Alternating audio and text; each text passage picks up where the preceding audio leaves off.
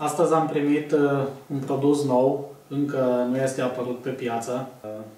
Este o sculă care vă ajută să țineți lanțul motocicletei tot timpul într-o tensiune perfectă. După cum se vede, cutia încă nu e apărută pe piață, deci nu o să primiți așa produsul acasă. Încă se lucrează la designul cutiei. Cu detalii despre cum să folosiți acest întinzător de lanț, revenim când ajungem la motocicletă. Astăzi vă prezentăm noua sculă de întins lanțul de la BPA Racing. O ustensilă făcută în țară, în România, dezvoltată de 3 ani jumate și făcută să vă ușureze munca atunci când trebuie întins lanțul motocicletei. Se potrivește de la motocicleta de teren până la un Harley Davidson. Important e să faceți reglajul corect a tensiunii arcului. Dar vă arătăm imediat cum se procedează. După cum știți, pentru a întinde lanțul aveți nevoie de o ruletă și tot timpul dăm roata în spate, măsurăm, dăm roata în spate, măsurăm. Lanțul se vede clar că este foarte întins. Măsurăm cu ruleta. Avem 8 cm jumate de joc, ceea ce nu este bine. Producătorul recomandă undeva la 5 cm, deci lanțul ar trebui să fie aici la tensiune maximă. Acum vedeți că este foarte întins. Pentru ultima dată o să folosiți ruleta, după care o să reglăm arcul după tensiunea lanțului. Începem cu a destrânge piulița roții spate, nu foarte mult, cât să fie roata liberă. Destrângem piulițele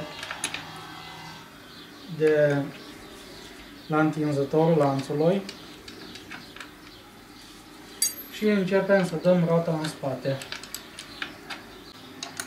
La fel procedăm și aici.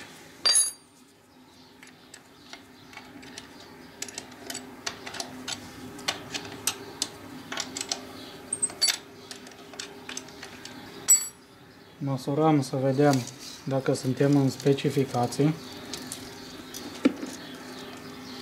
7 cm, deci mai trebuie să coborâm încă 2. Acum avem lanțul întins la 5,5 cm.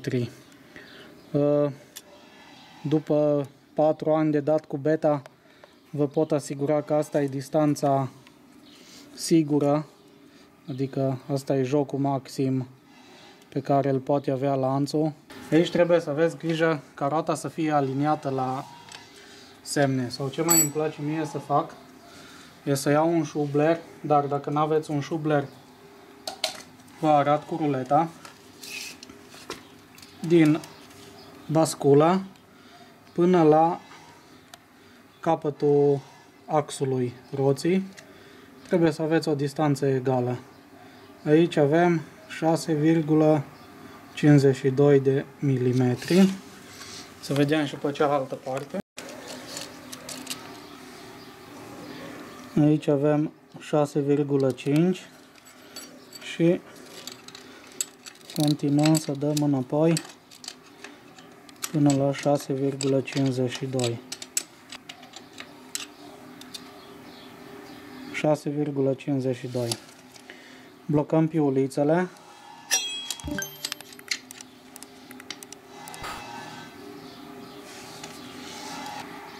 Acum, după ce lanțul este întins, tot ce avem de făcut este să slăbim șurubul care se destrânge cu un torx. Avem de aliniat cele două linii.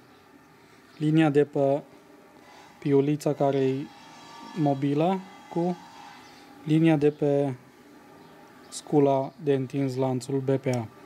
Dacă acum lanțul este întins la motocicletă perfect, Avem să montăm scula în felul următor. Primul bolț de sus să fie montat pe zala interioară a lanțului. Aici niciodată lanțul nu o să se uzeze. Punem prima parte în teșitura lanțului, apoi cu mâna cealaltă ridicăm și scula o să întindă lanțul perfect, la tensiunea maximă. Dacă observați, lanțul este foarte, foarte întins. Acum tot ce avem de făcut este să aliniem cele două linii. Bun.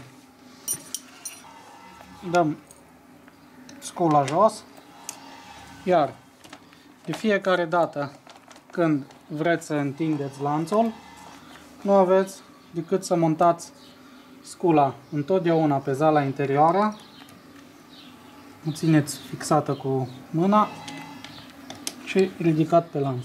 Apoi cele două linii trebuie să fie perfect aliniate. Ca să facem un test, o să dau roata foarte mult în spate și o să întind lanțul la maxim. Bun, acum după cum se vede, lanțul este foarte, foarte întins. Și o să montez scula. O să mișc roata să fie total în alt loc, să vedeți că rezultatul e același. Deci montăm pe zala interioară a lanțului, ridicăm și punem scula pe lanț. După cum se vede, lanțul este foarte întins, deci linia a trecut pe partea unde semnul de sus este cu lanțul foarte întins. Scula montată pe lanț până când cele două linii o să fie aliniate. Scula o să tragă lanțul și roata întotdeauna în poziția perfectă. Bun. Tot ce ne rămâne de făcut este să strângem piulița în spate și ca să vedeți că scula nu dă rateu, înainte am avut 6,52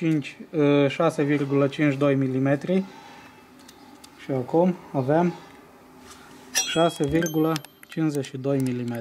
Doar aliniând cele două linii de pe scula BPA. Deci o precizie de milimetru cu scula BPA. Verificăm și cu ruleta.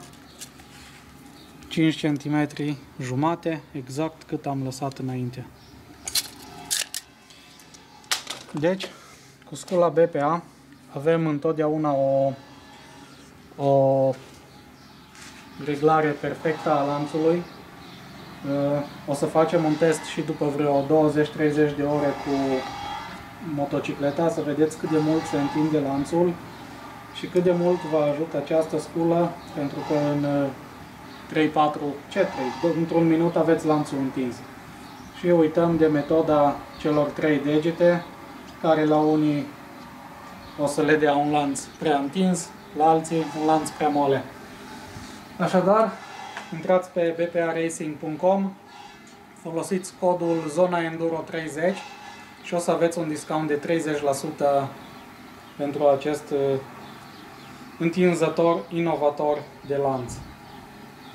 Deci, bparacing.com, nu uitați să vă abonați la canalul nostru de YouTube Zona Enduro, dați un like, un share și lăsați și un comentariu.